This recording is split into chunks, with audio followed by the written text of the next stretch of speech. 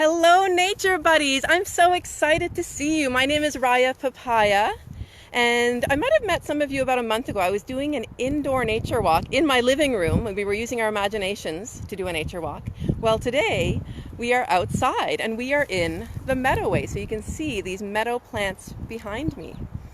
Now, before we get started, I wanted to just mention a little bit about safety. So if you come to visit the Meadowway to check out some of the wildlife here, then you might see a sign that looks like this. And I'm just going to flip my camera around. You might see a sign that looks like this. And it basically tells you how to stay safe. So if you stay away from our staff, and they'll stay away from you, then we're safe that way. But if you do want to have a question, you can wave to them. We'll practice now. Everybody wave to Chris. Hi, Chris. You can wave to them, and they can come over, not too close, but they can come over so you can ask your question. So we always make sure that our staff, the people working on the Meadowway, stay apart from each other far enough right now, and that we make sure everybody's safe. So if you're just joining, I'm Raya Papaya, and we are doing a Meadowway nature walk. Now, if you haven't heard of the Meadowway, if you see those hydro towers there behind me, what we're doing, it's a big project to turn a lot of turf grass. If you picture the grass in a field or on a lawn, like in a school field, then that's not really a good place for wildlife. So we're trying to turn that into kind of a meadow habitat like what we have here. And we've been working hard at it. We're still working on it. Today is a great day to explore some of the parts we've been working on. While we're exploring, we are going to be doing a Meadowway scavenger hunt. I'm going to show you some of the things on the scavenger hunt. And if you click on the link or click on the comment, there's a link to show you where to find it. Then you can see your own scavenger hunt and follow along if you like. On this scavenger hunt, there are some things like, can we find 3 different kinds of leaves? Can we find a beetle? Maybe a bird, a bee, a hydropole. Oh, we can check that off. We saw the hydropole already. What else is here? Evidence of a plant helping an animal, or evidence of an animal helping a plant. So evidence is basically like a clue. It's another word for clue. Can we find clues of animals and plants helping each other? And a plant originally from Ontario or not originally from Ontario. That just means, has the plant been living here for a long time? And is it part of the Ontario plant family, or is it not? And is it maybe not part of the family and not able to help the animals so much? We're also going to find a good sit spot, so I'll tell you about that very soon. Nature buddies, I think it's time to get exploring. Come with me. Now, while we are exploring, we are staying on a trail. We don't want to go into the big tall plants because that's the place where the animals live. It's the animals' home, and we don't want to damage the plants. We don't want to injure any of the animals' homes. And as we're looking at this, I believe this plant is called oxeye. Beautiful yellow flowers later on in the season. There is a creature down here. Let's see if we can find him. Oh, some of the leaves are getting in the way. There he is. If you can see the snail, call out, "I see the snail." And you can also comment if you would like. On the side, and sometimes there's a delay, but I will see the comments too. So here's a cool snail. The snails like to eat the leaves, and earlier I noticed this snail was doing something, and I wonder if we can find that evidence, that clue of what it was doing. Is it still here? Oh, I was hoping I could show you some snail poop. It's dark and squiggly, but I don't see, maybe it dropped to the ground. I don't seem to see that here. Bye, snail. It was cool to find you. Let's keep going. Dun, dun, dun, dun. What is something else we can find in the Meadowway? Oh, wow. This is one of my favorite plants. So I'm curious to know if you can tell me what plant this is. The leaves are soft underneath, and they're kind of wide. You can see the veins. At the top of the plant, these flowers mostly haven't opened up yet, but there are a few that have started opening up. Very cool. And here is the last hint about what plant this is. This is a plant that this butterfly likes to eat. When they're an adult, they will drink the nectar from the flower. They go to visit other flowers too. And when they're a caterpillar, these are toy caterpillars and adults that I have here in my hand. But when they're a caterpillar, they like to eat the leaves, and they will munch, munch, munch, munch, munch the whole leaf, and they'll munch, munch, munch a whole other leaf, and grow and grow and grow because of the milkweed. Oh, the plant that they're eating. So if you said milkweed, this is milkweed. And milkweed is an amazing plant, and that's the monarch butterfly that likes to drink the nectar, and the monarch butterfly caterpillar that likes to eat the leaves. So that is a great find here in the Meadoway. Let's keep exploring. What else do we have here? Oh, look how big that meadow is. Wow. Now I think I noticed earlier, oh, here it is. Here it is. Check this plant out. Another one of Raya Papaya's favorites. If we look in closely, so this plant can grow very, very tall, and if we look in closely, we can actually see something pretty cool. What do you see in there? What do you think that is? So that looks like water. And this plant, the way the leaves come together at the stem, they actually form a little cup to hold water after it rains. So this plant is called cup plant, and there are birds and insects that might come up and decide to drink the water from the plant.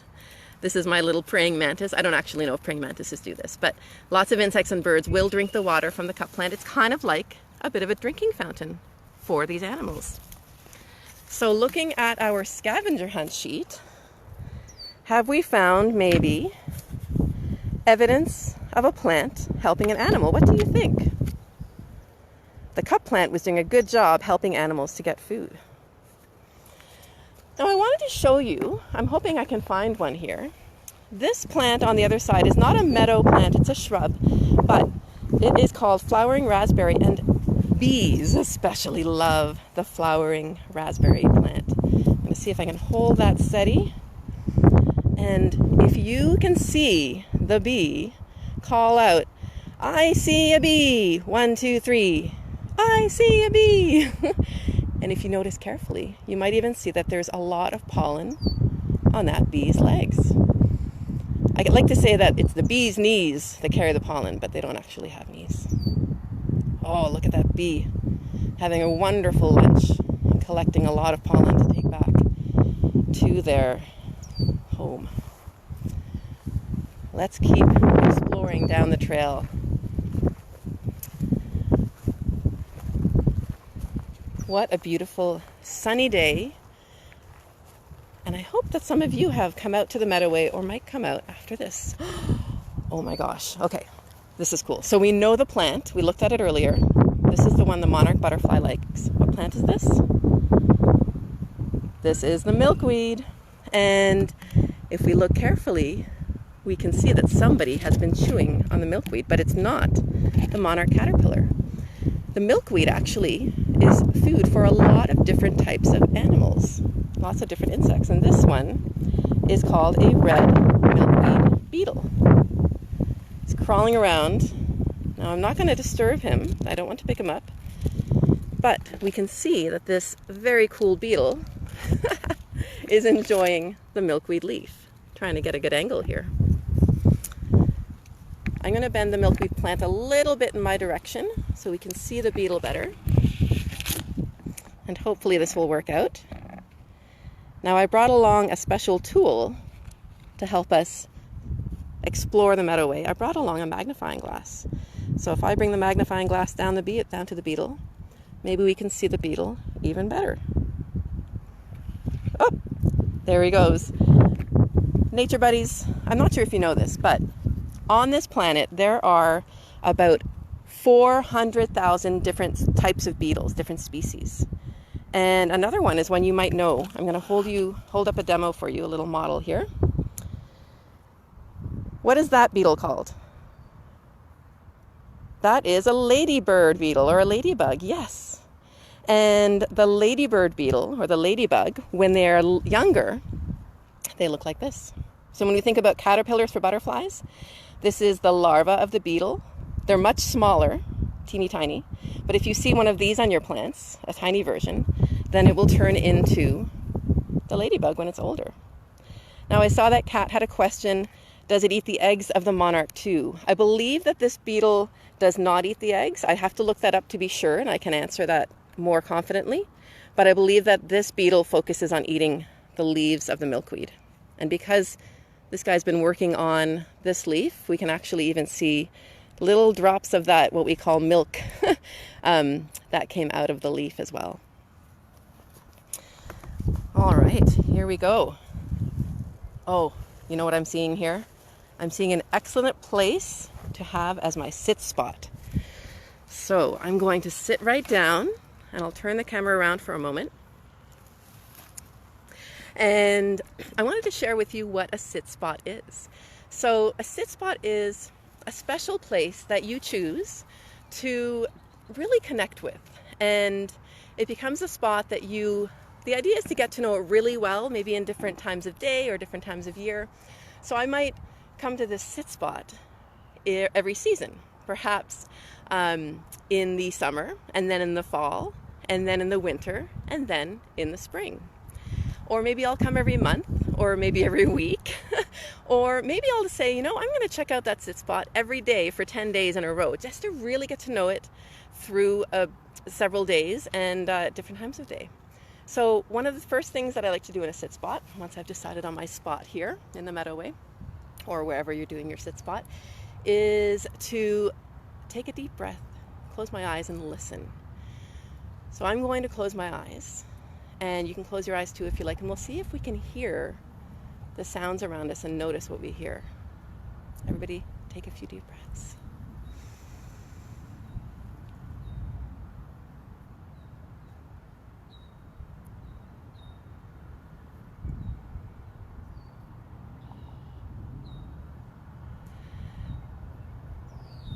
Now, I'm not sure if you could hear it, but I could hear some birds that were singing. I heard the wind. Maybe you heard the wind too. I even heard an insect buzzing. And I also heard somebody mowing their lawn a little bit away. So I know that my sit spot is in a wilderness space, but it's still in a city or near where people live. Something else I like to do in my sit spot is smell. So you and I will be smelling different things because you're at home and I'm out here. But take a deep breath, everybody. And smell your surroundings. I'm going to take one more.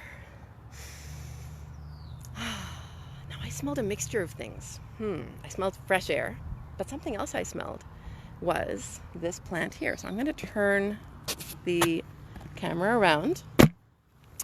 And this plant right here, I'm going to brush my hands along it and then smell it.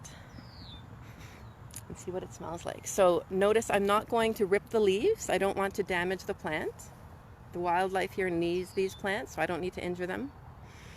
And I'm smelling them. This plant actually smells like mint. It is called Virginia Mountain Mint. And if you come to the Meadowway and notice a plant like this that kind of looks like rosemary, except it doesn't have as pointy little leaves, then you're looking at Virginia Mountain Mint with a wonderful smell. One of the other smells of the Meadowway in some parts. This is kind of special.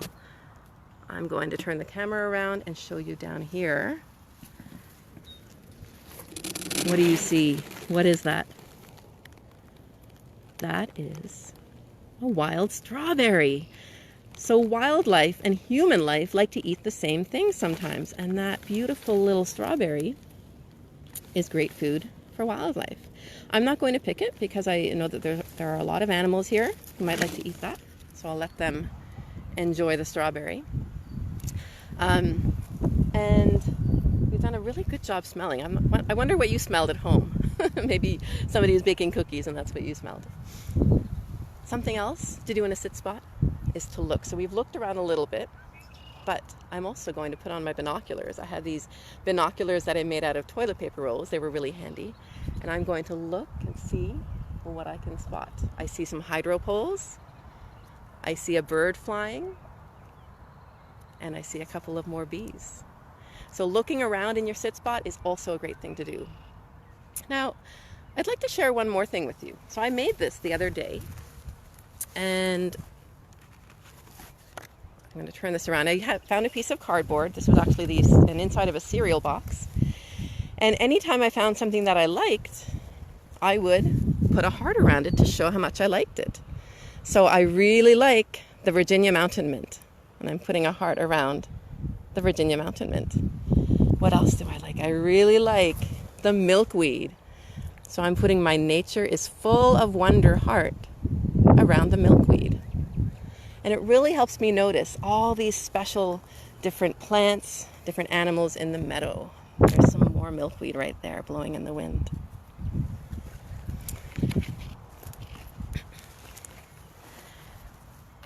Nature buddies, I am so glad that you joined me here in the Meadow Way.